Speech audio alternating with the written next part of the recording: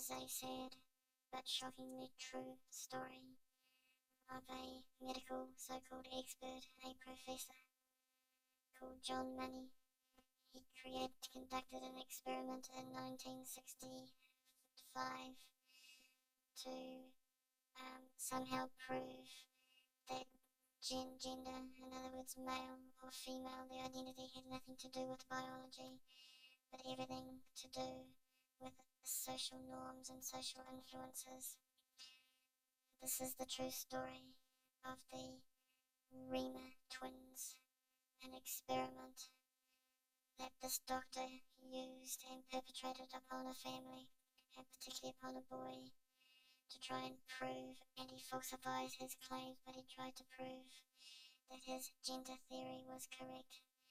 Sadly, his gender theory became the benchmark for the transgender feminist revolution, that boys and girls are equal and that gender is just a social construct.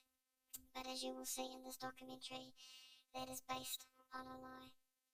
He had his theory, and he didn't have any way of proving it, because, I mean, how do you prove something like that? Until this family showed up at his doorstep, and it was a Canadian family from Winnipeg, I think, right? I think that's yeah. right, yeah. Yeah, and they were the Reimer family, a blue-collar, very young couple, 20, 21 years old. And they had a horrific tragedy in their family, which is that they gave birth to twin boys. The boys were fine. And when the boys were, well, actually they had phimosis. Phimosis is a abnormality of the opening of the urethra. And so the doctors recommended circumcision for the boys. And they went in when they were 8 months old for circumcision. And the first boy to go in for the circumcision was Bruce. And the equipment, there was a malfunction of the equipment. And they were cauterizing the penis in order to circumcise it. And instead of just that small amount of tissue that was supposed to be cauterized, apparently the settings were incorrect, and the entire penis was burnt. So Bruce's penis was burnt, beyond any functionality. So these poor parents went home. The other boy was not circumcised, just obviously.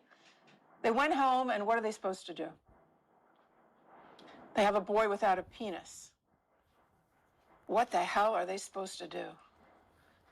So months later, they were watching television, and John Money happened to be on there.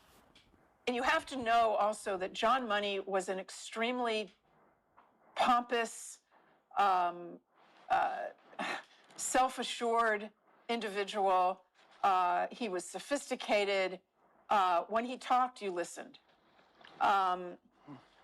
He came across as being definitive, being, calling the shots, knowing what was going on, knowing the research, knowing the truth. And he, in this interview on television, said that a boy can be raised as a girl and a girl can be raised as a boy if it's done early enough. And that early enough means before the age of 2.5 or 3. And the parents, the Reimer parents, immediately took note of that, and they thought, here's the answer. This is the answer for Bruce. This is what we're supposed to do. So they contacted Dr. Money down in Baltimore, and they made an appointment and took the twins down to Baltimore and went down there. Again, you have to understand that this was a uneducated, young blue-collar family. And when they were interviewed later about their meetings with John Money, they described him as like, we just thought he was God. Mm-hmm. We just thought, he's a professor and he's, got all the diplomas and he's the head of this this entire clinic. At an outstanding university, one of the major universities in the world. That was at Johns Hopkins, right? Yes, yeah, right. Yes. So you have to imagine this young couple coming, and they're at a loss, and they are looking for an answer. They've been praying, they're looking for an answer to their prayers. What are we going to do with Bruce? And John Money says, well, we have an answer for you. Because male and female is actually not related to chromosomes. It's not related to hormones. It's not innate. We can take little Bruce and we have to do some surgery on Bruce. We have to castrate him and we'll remove his testicles. He already didn't have a penis. We're going to remove his testicles. We're going to fashion, some sort of elementary sort of female genitalia. You're going to give him a girl's name, and you're going to put him in pink dresses and give him dolls and raise him as a girl.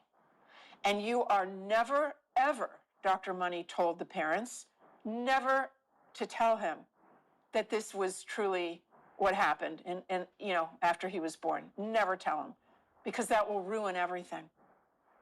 And it's up to you.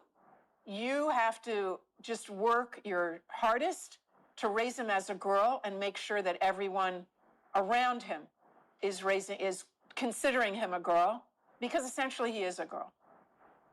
And so not only was this the answer to the Reimers' prayers, this was, as you can understand now, the answer to Dr. Money's prayers. Right. He had an experiment. This was the experiment. This was his proof of concept. His concept was that being male and female is completely separate from biology.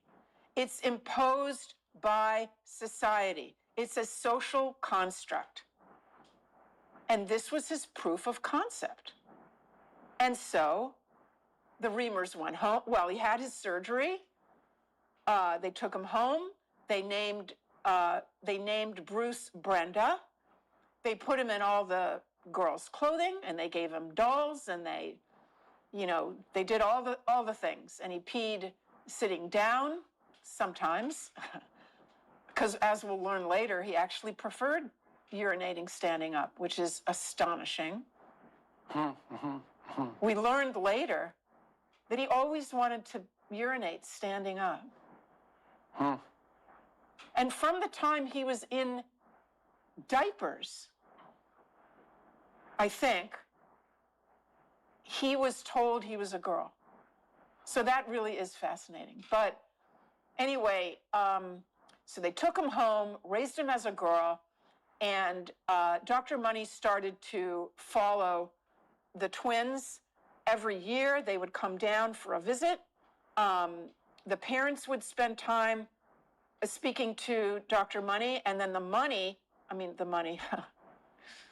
here's a slip. Freudian slip for you. Yeah. Dr. Money would take the twins without the parents into his office and spend time with the twins. So this went on for years. And Dr. Money began to report on his study that became a famous landmark study. And he called her Joan in his study. He was beginning to write about this and lecture. And he was claiming that Joan, AKA Brenda, AKA Bruce, was doing great. She was adjusting. She may be a bit of a tomboy. He would acknowledge that. But in every way, she was adjusting and she was doing well with friends and with schools. And she liked playing with dolls, and she would mimic her mom. and he was giving this glowing report from year to year, and in his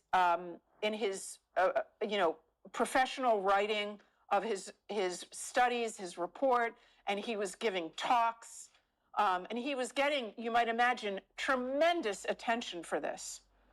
I mean, you have to understand, this was by now maybe, the early 60s. This is feminism, okay? This is the sexual revolution. This is a time when society, or at least part of society, wanted nothing more to say that male and female is a social construct. And that in order to gain, full equality, women have to be considered the same as men. And, to have a study such as this study of John Money's, in which he was reporting that this baby who was XY, normal chromosomes, normal everything biologically, but is being successfully raised as a girl because he has a girl's name and girls and dresses and dolls and all, his entire society, his teachers and his grandparents and everyone is reinforcing the idea that he's a delicate girl who likes to cook and, is going to grow up to have babies. I mean, this was huge. Now, what happened is that this theory of John Money's was accepted over the decades. We didn't find out what really happened with the twins until decades later. And in the meantime, during those decades, his theory became doctrine. Okay, his theory became just baked into, so many fields of both soft and hard science, so that it was standard that whenever you had, for example, an XY or any child that had ambiguous genitalia, if they could be raised as a girl, they'd be raised as a girl. So they'd be castrated just automatically. Why? Because of the great success, because of what John Money proved to us. And so lots and lots of boys all over the world. I mean, this was written into the textbooks of endocrinology and the textbooks of genetics. I mean, this became truth, so to speak. Not that there weren't people, other scientists that were standing up and saying, John, this isn't proven yet. Let's look a little closer. This is not necessarily the case. But what did he do? He wouldn't tolerate that. John Money, was a tyrant. He would not tolerate another psychologist or biologist or geneticist standing up and trying to publish something that would challenge his great gender theory. He would arrange, he would intimidate the editors at the scientific journals to not publish those articles. It's a lot of what's actually going on right now is very similar. Right. So, right. So what happened with the twins is that after decades, in fact, John Money wrote a book in 1997 in which he said yet again that his twin study, that his gender theory had been confirmed and supported by the results of this experiment with the twins. And the following... One person experiment, by the way, a one-person experiment. Yeah, but even that one person, it didn't work. Okay, so in 1998, what do we call him now? Not Brenda, not Bruce, but what happened is that we discovered that he stood up and he said, he just blew the cover of this whole thing was a hoax. And his name was now David. Brenda had become David. And he was not only a man, but he was married to a woman with, and he had adopted 3 stepchildren, and he worked as a janitor in a slaughterhouse. Right. So that was David Reimer, and people can go onto YouTube and hear him being interviewed about his experience of what it was like to be told for 14 years of his life that he's a girl, and to never, ever, ever feel that was his truth. What happened is that during all those years, he was not happy with his dresses and with his dolls. He wanted to go play with his brother's toys. He wanted to pee standing up. He wanted to, he was rough. He was so boyish and aggressive that kids called him cave woman. Okay, they made fun of him because the way that he walked and his gestures and his interests were all so masculine. And he was a miserable child, and the family was miserable. And on top of everything, when the family was going back for those yearly visits to Johns Hopkins with Dr. Money was sexually abusing those twins. Okay, how? He was forcing them to undress and to mimic sexual intercourse, and he would say, this is what men and women do together, and he would, humiliate them and show them pictures. And the point came, why did they stop going down to Johns Hopkins? The boys refused to go. They refused to go back to see Dr. Money, and the parents couldn't understand why. What happened to David Reimer? What happened? David Reimer committed suicide eventually, didn't he? Yeah. Yeah. Yes. So that's the denouement of that particularly tragic tape. And his twin. So not only was this a failure, it was and go ahead. Oh no, it was a disaster, terrible disaster. He committed suicide, and his twin brother died of an opiate overdose before him. His twin died first. The entire family was, what kind of words? Traumatized. It's not enough. Trauma is not enough to describe what that family went through. My parents didn't know a lot that was going on. And if they would have known, that never would have happened. By me not saying anything, the medical community was under the impression that my case was a success story. I was shocked when I heard that people thought that my case was a success story. So what we should point out here is that this experiment couldn't possibly have gone more cataclysmically wrong than it did. Right? Not only was what Money was saying was not true in the technical scientific sense, it was an anti-truth, and he falsified the data, and it culminated in the death of 2 people, the demolition of a family, and the perversion of an entire culture. That's John Money's legacy. And he never publicly acknowledged it. He never publicly acknowledged that the twins had, that one of the, I don't know what John Money died, I think, in 2006, and I think he had dementia. But when the book came out, and when John Colapinto's book came out that just exposed this whole calamity, there was nothing from John Money. He was still alive. He could have made a statement. Nothing.